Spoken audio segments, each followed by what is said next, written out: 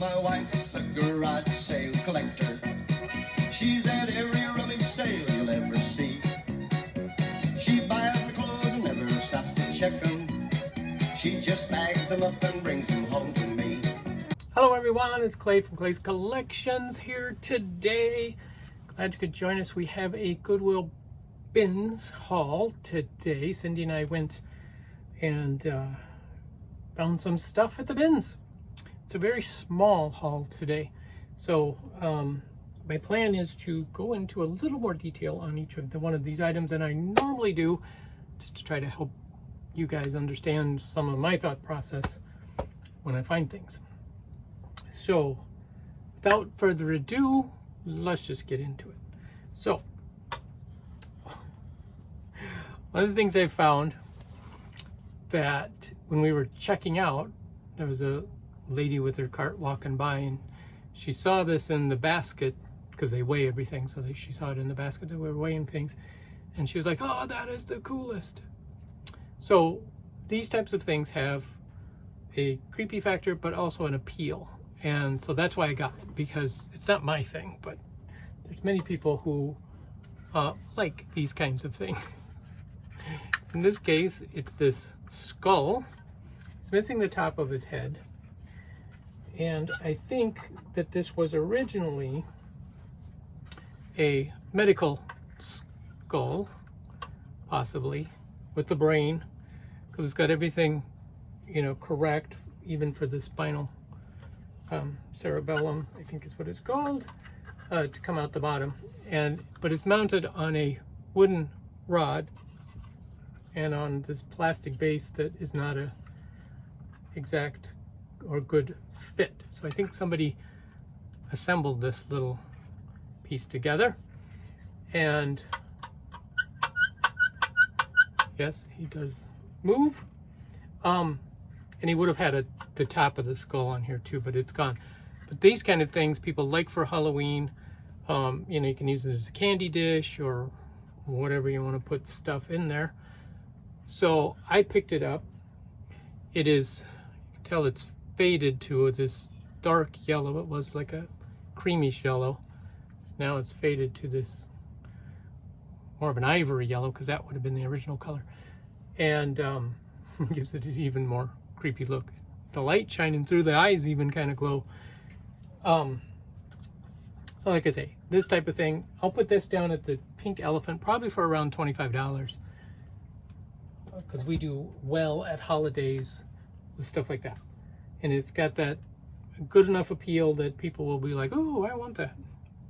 So that's kind of that thing. Like I say, it's not my thing, but sometimes when you're in the reseller business, antique business, vintage dealer business, you have to sell what people like, even if it's not your taste. Now, you love selling what you like as well. But, okay, another example. Found this troll doll, and he is actually an early troll. He's 1960s, by DAM, D-A-M. He is not marked on the feet like the later versions are. And you can tell he's missing his clothes, which he does have remnants because they were permanently attached on the back. He is a bank, but there's no money. I assume to get the money out, you have to pop his head off, but I'm not going to do that. And his hair is a mess.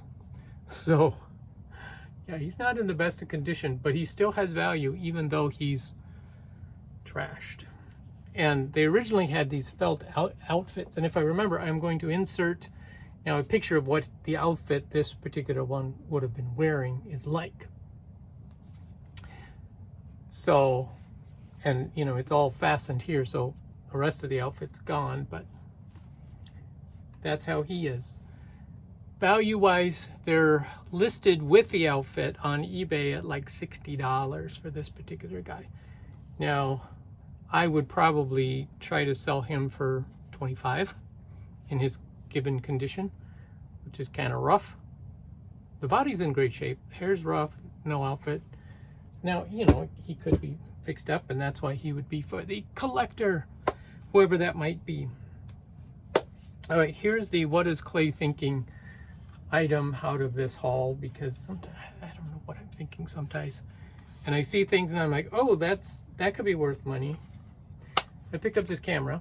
It's a Kodak disc camera, which means it takes discs, not film. So they had electronic discs that you would put in here and take your pictures. You know, it's one of those evolutions from film to digital, and we had the disc in there as part of the digital capture. These are not worth very much. These are worth like $10. I paid $1.60 for it. So technically, yes, I could make money on it, but I don't like dealing with these things because how do you test it? So, but I was like, oh, there's money. So what I'll do is I'll give this to one of my friends that deals in electronics and let them, I mean, they could list it as parts or they could deal with it somehow. So yeah, so that's how I deal with stuff that I'm like, oh, why did I do it? I either, if it's electronics, I try to find somebody I can give it to, or if it's household stuff, then I tend to just donate it back.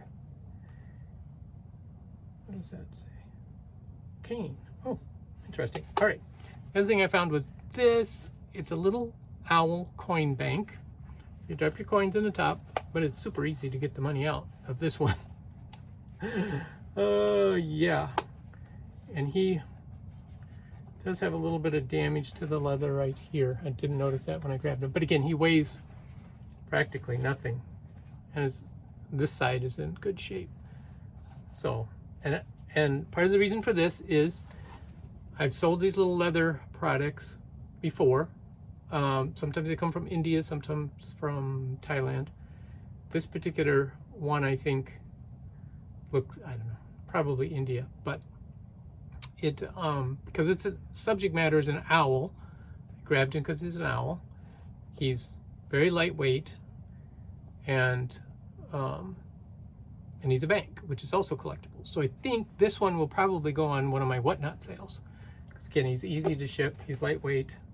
If I sell him for $1, I still make a little bit of money off of it. So that's kind of my thinking on those kind of things. And like I said, I've sold them before, so I have experience with them, so I'm okay with doing that. All right, this is it looks like granite, walrus, carved. Now, I've picked up these stone animals before, and I've sold them. I've had success with them. That's why I grabbed him. But the fact he's a walrus, which is unusual. You don't see the walruses. You'll see the elephants very frequently. You'll find, you know, more common animals. So when I see unusual animals, I grab them for sure. The others I kind of debate on, but the unusual animals, because again, you're not going to find one, and you'll find that person who's looking for the unusual thing, or either to fill out their collection, or they just like walruses, those types of things. So that's my thinking with that. This will go down to the pink elephant. That's where I sell my little figurines most of the time. I haven't looked him up. If I look him up on eBay and he's worth, you know, $15, then I might do him on eBay. But honestly, I'm kind of losing my enthusiasm for eBay right now. So I'm not listing as much stuff as I used to. I don't know.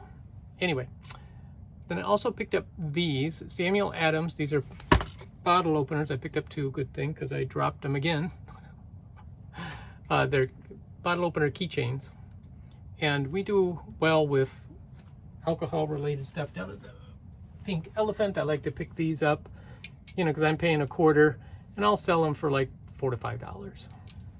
So it's really good money for a little item like that. Found this vintage mending kit. I just love the little box, and you could take it still has 2 buttons and the string in there, and so somebody can take that out and use it for a little trinket box or something else. So that was just, I like that little filler stuff, or I might even use it as a shipping container for some of my jewelry, small pieces. I'll stick in a case like that to help protect it. I did find this pendant, Florida Gators.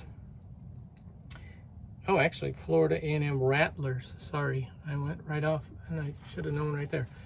And the reason I picked this up is because I have a large pile in the other room of pendants of various types and sizes souvenir pendants as well as sports pendants dating back to, 1940s to this one, which is very current.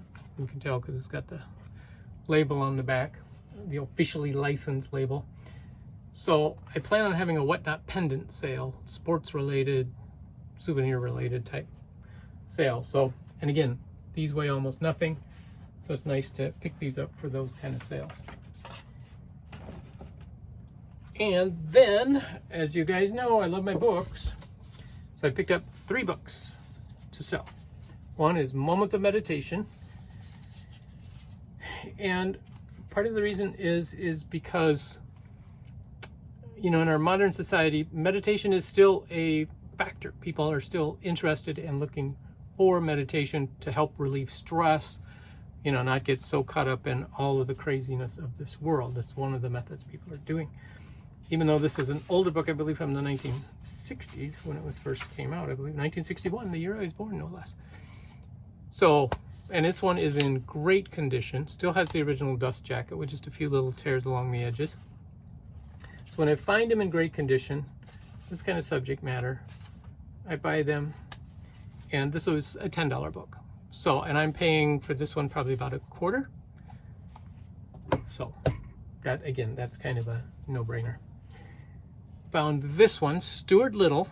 The other thing I think of is when I look for titles is, has it been made a movie, or is there a TV show or something like that that's related to it that it makes it more popular or desirable because people are familiar with it because they saw the movie or their kids saw the movie, those types of things. And so when I see like Stuart Little, I'm familiar with that because of the movie and the storyline that goes with it.